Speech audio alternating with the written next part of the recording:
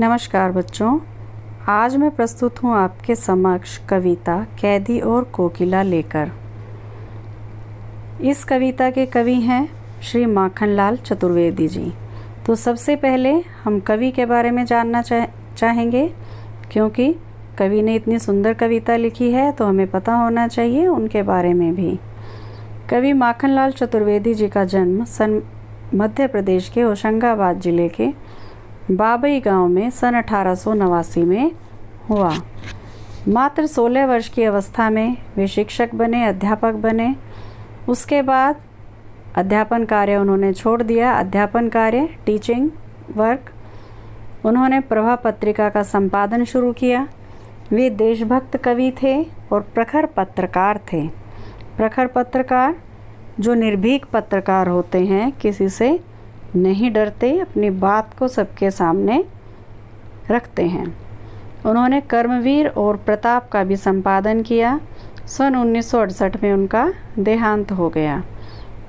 उनकी प्रमुख कृतियां हैं हिम किरीटिनी, साहित्य देवता, हिम तरंगिणी, वेणुलो गूंजे धरा। उन्हें पद्म भूषण एवं साहित्य अकादमी जैसे महान पुरस्कारों से भी सम्मानित किया गया है। चतुर्वेदी जी की रचनाएं राष्ट्रीय भावना अर्थात देशभक्ति की भावना से ओतप्रोत हैं। उनमें स्वतंत्रता की चेतना है और उसी के साथ साथ देश के लिए त्याग और बलिदान की भावना भी है।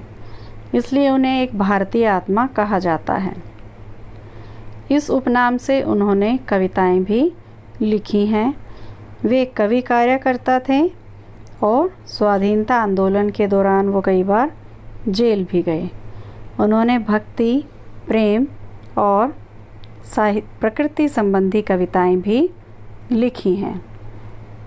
उन्होंने अपनी कविता में शिल्प की बजाय भाव को अधिक महत्व दिया है।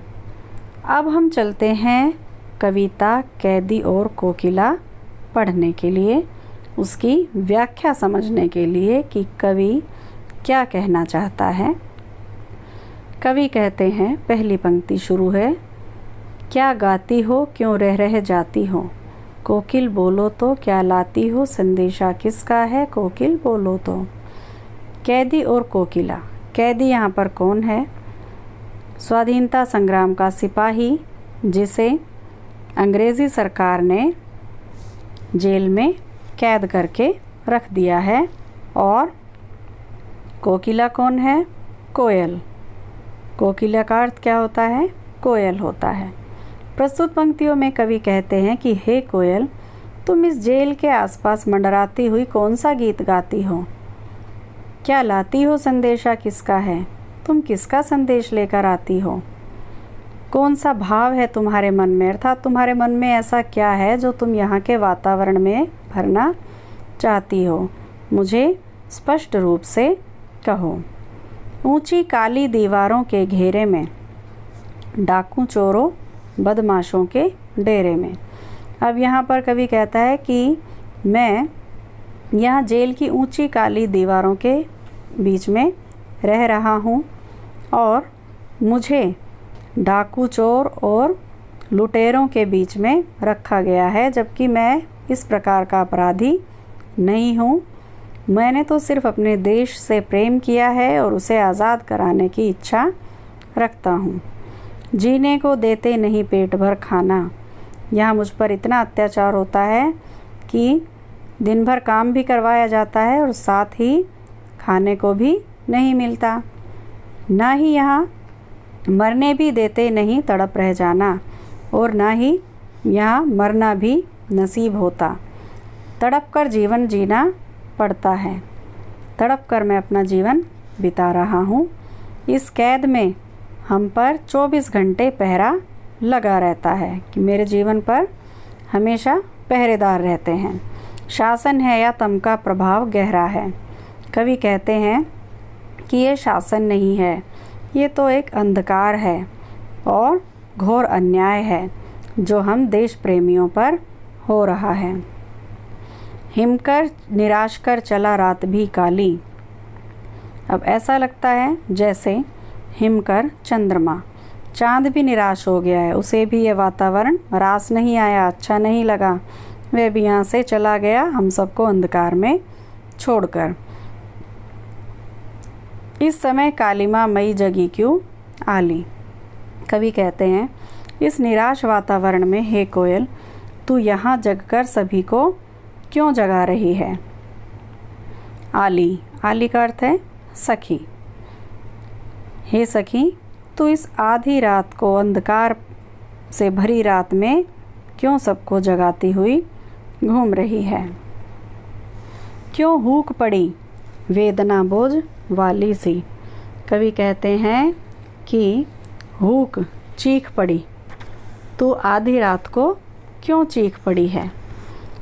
तेरी आवाज़ तो कैसी थी, बड़ी मधुर आवाज़ थी, वेदना बोझ वाली सी, लेकिन आज तो मुझे तुम्हारी आवाज़ में एक दुख सुनाई दे रहा है, जैसे दुख भरी आवाज़ है तुम्हारी। ऐसा तुमने यहाँ क्या देख लिया, या तुम्हारा क्या लुट गया है जो तुम इस प्रकार से चीख रही हो। मृदुल वैभव की रखवाली सी, तुम तो कोमल स्वरों की रक्षक हो, तुम्हारी तो बहुत मीठी आवाज़ है। तुम बताओ, तुम्हारे स्वर में इतना दुख क्यों भरा हुआ है। कोयल को सबसे मीठी आवाज़ कहा जाता है, मीठी आवाज़ वाली कहा जाता है। कोई भी अगर सुंदर गाता है तो उसको यही कहा जाता है कि इसकी कोयल जैसी आवाज़ है। तो यहाँ पर कवि बार बार ये भी बताना चाह रहा है कि कोयल कितना मधुर गाती है। क्या हुई बावली अर्धरात्रि को चीखी। क्या तू बावली हो गई है क्या, जो आधी रात को चीख पुकार कर रही है। किस दावानल की ज्वालाएं हैं दिखी। तुमने जंगल की, दावानल जंगल, ज्वालाएं आग, तुमने ऐसी कौन सी जंगल की आग को देख लिया है जिससे तुम पागल होकर अचानक चीख पड़ी हो। क्या देख न सकती जंजीरों का गहना, हथकड़ियाँ क्यों यह ब्रिटिश राज का गहना। अब प्रस्तुत पंक्तियों में कवि क्या कहते हैं कि हे कोयल, क्या तूने रात के समय हमारे हाथों में पहनी हुई जंजीरें देख ली हैं। तुम हमें इस हालत में नहीं देख सकती हो, इसलिए चीख रही हो। फिर कवि कहता है कोयल से कि ऐसी बात नहीं है, ये बेड़ियाँ अंग्रेज़ों ने हमें पहनाई है, लेकिन हम इन्हें गहने समझकर पहनते हैं, ये तो हमारा श्रृंगार है। कोल्हू का चर्रक चू जीवन की तान, कोल्हू की जो आवाज़ आती है वो भी हमारे लिए मधुर संगीत बन गई है। कोल्हू होता है बच्चों जिसकी सहायता से तेल निकाला जाता था। तो यहाँ पर स्वतंत्रता सेनानियों से ऐसे काम करवाए जाते थे, उन पर अत्याचार किया जाता था। अब कवि कहता है कि हम इन बातों से घबराने वाले नहीं हैं, इन अत्याचारों के आगे हम झुकने वाले नहीं हैं। तो कोल्हू की जो आवाज़ है वो भी हमारे लिए मधुर संगीत बन गई है।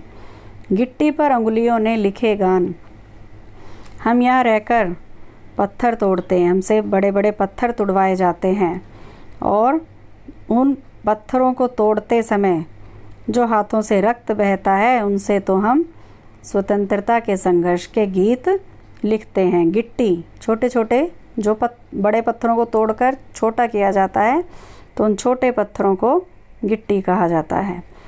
हूँ मोट खींचता लगा पेट पर जुआ, खाली करता हूँ ब्रिटिश अकड़ का कुआं।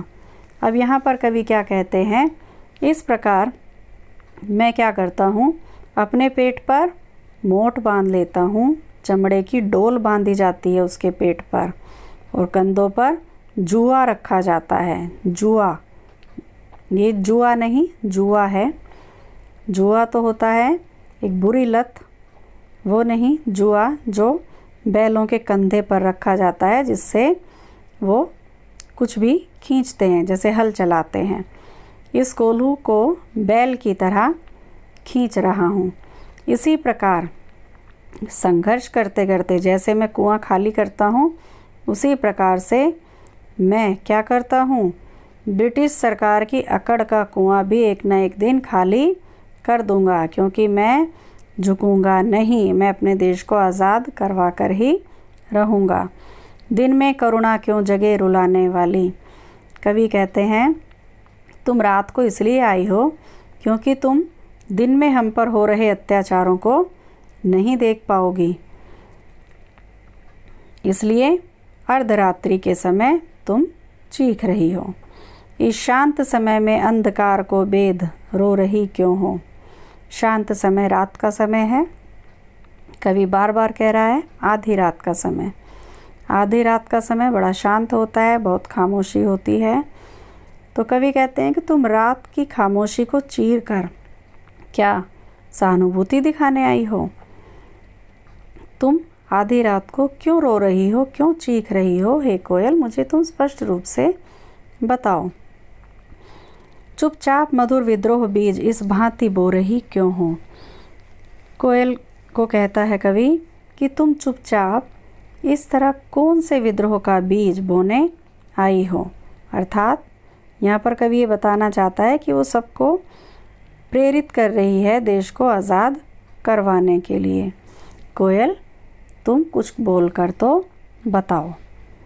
अगली पंक्ति है, काली तू रजनी भी काली, शासन की करनी भी काली, काली लहर कल्पना काली, मेरी काल कोठरी काली। अब यहाँ पर सब कुछ काला बताया है कवि ने। यहाँ पर काले का अर्थ है एक तरह से अंधकार। अब कवि कहता है कि कोयल, तेरा रंग भी काला है, रजनी भी काली, रजनी अर्थात रात, रात भी काली है, शासन की करनी भी काली, और शासन अर्थात अंग्रेज़ी सरकार के जो काम हैं वो भी कैसे हैं? काले हैं। उनकी जो करतूतें हैं वो काली हैं। काली लहर कल्पना काली, और जो जेल की काल कोठरी में रहकर जो कल्पनाएं करते थे, हम जो सपने लेते हैं, वो भी कैसे हो गए हैं? काले हो गए हैं। मेरी काल कोठरी काली, जिस काल कोठरी में मैं रहता हूँ वह भी काली है। टोपी काली, कमली काली, मेरी लोह श्रृंखला काली। कवि कहता है कि मेरी टोपी भी काली है, कमली काली, मेरा कंबल भी काला है, मेरी लोह श्रृंखला काली, मेरी लोहे की जंजीरें अर्थात जिन हथकड़ियों में मुझे बांधा गया है वह भी काली हैं। पहरे की हुंकृति की ब्याली, इस निराशपूर्ण वातावरण में पहरेदार की हुंकार मुझे नागिन की तरह डसने वाली लगती है। ब्याली का अर्थ है यहाँ पर नागिन, हुंकृति, हुंकार। तिस पर है गाली ए आली, इतने अत्याचार करने के बाद भी और भी अत्याचार किए जाते हैं मुझ पर, गालियाँ भी दी जाती हैं। मतलब किसी भी प्रकार की कोई कसर नहीं छोड़ी जाती हमको सताने के लिए। इस काले संकट सागर पर मरने की मदमाती, हे सखी कोयल, इस काले संकट रूपी सागर में तुम मरने के लिए क्यों आई हो? यहाँ तुम संकट में रहोगी, यहाँ कुछ नहीं है, यहाँ पर तुम्हें किसी प्रकार का कोई सुख नहीं मिलेगा। अपने मधुर चमकीले गीतों को इस कारागृह पर क्यों तैरा रही हो? तुम्हारी मीठी आवाज़ है, उसे तुम कहीं और जाकर सुनाओ। इस अंधकारपूर्ण वातावरण में तुम अपनी आवाज़ को क्यों व्यर्थ कर रही हो? हे कोयल, तुम कुछ तो बोलो। अगली पंक्ति है, तुझे मिली हरियाली डाली, मुझे नसीब कोठरी काली, तेरा नभ भर में संचार, मेरा 10 फुट का संसार। अब यहाँ पर कवि कोयल को संबोधित करते हुए कहता है कि हे कोयल, तेरा भाग्य बड़ा अच्छा है, तू तो हरी भरी डालियों पर रहती है, लेकिन मेरे भाग्य में यह काल कोठरी है। तेरा नभ भर में संचार, तू तो पूरे खुले आसमान में विचरण करती है, घूमती है, लेकिन मेरा संसार तो यह 10 फुट की जगह है जिसमें मैं अपना जीवन बिता रहा हूँ। तेरे गीत कहावे वाह, रोना भी है मुझे गुनाह।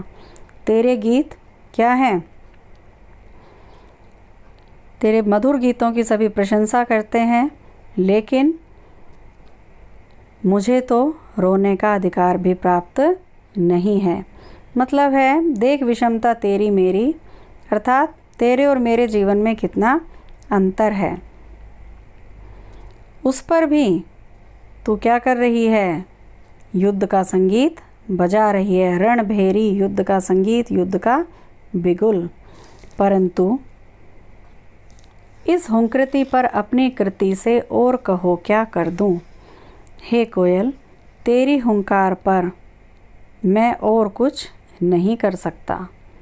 अपनी कृति से और कहो क्या कर दूं कि मैं अपनी कविताओं के द्वारा सब में ओज भर सकता हूँ, जोश भर सकता हूँ। मोहन के व्रत पर प्राणों का आसव किसमें भर दूं। मोहन अर्थात राष्ट्रपिता महात्मा गांधी का पूरा नाम है मोहनदास करमचंद गांधी। उन्होंने जो व्रत लिया, कैसा व्रत, देश को आज़ाद कराने का व्रत लिया था, तो उनके व्रत को पूरा करने के लिए मैं अपनी जान उसमें किस तरह से भर दूं, अर्थात इसका प्रयोग मैं और कहाँ करूं। हे कोयल, तुम कुछ बोलकर मुझे कुछ रास्ता दिखाओ।